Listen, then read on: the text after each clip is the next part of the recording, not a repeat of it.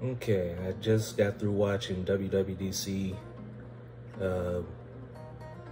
2021, and I must say that I am disappointed. I expected a lot more to help justify the purchase of an iPad Pro with an M1 chip, but right now I'm not seeing it. I'm not seeing the external monitor support, I'm not seeing Pro app support. There's just no reason to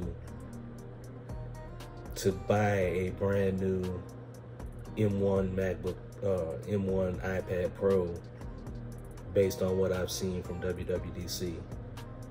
I'm super disappointed. I was expecting better external monitor support, and definitely I was expecting to see Pro apps. I guess they kind of gave us something with making it possible in the code playground to actually create and publish apps, but that's not a professional level deal. I guess sort of the bottom line is your iPad is not going to replace your Mac. It's not going to replace your laptop. That's not what it's designed to do. For some people, it works. Like for my wife, she loves it. It completely has replaced her laptop. But if you're someone like me that writes code for a living, it's just not the best solution.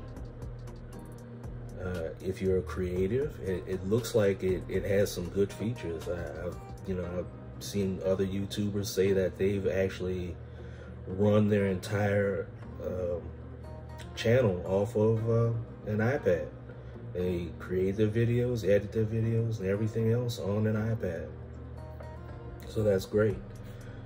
But it's just not a replacement for a Mac. And it never will be, and maybe it was never intended to be. I think the iPad was really intended to always be a content consumption device, and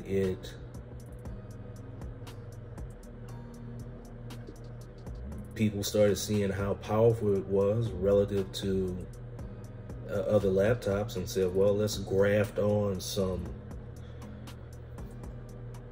content creation. I've edited a few YouTube videos on my iPad, and I'm actually recording this video on my iPad, and I will probably edit it here, add some sound to it, but it's just not the same experience as a laptop. A laptop gives me infinite configurability, infinite possibilities when it comes to file management, when it comes to what I'm creating, and that's just not what an iPad is intended for. An iPad is intended to be as simple as possible for the task at hand. And that's fine, but it's just not what I need. So I'm going to be taking back my M1 iPad Pro, the 12.9 inch, and won't have too many regrets keeping my 2020 iPad Pro, which is just fine. I mean, I've seen benchmarks from LumaFusion where LumaFusion for the M1 MacBook Pro, I'm sorry, the M1 iPad Pro and the A12Z iPad Pro are equal as far as export times. It's fast enough for me, does what I need to do, and it's still supported, so there's no point. All right, y'all. Hope this helps.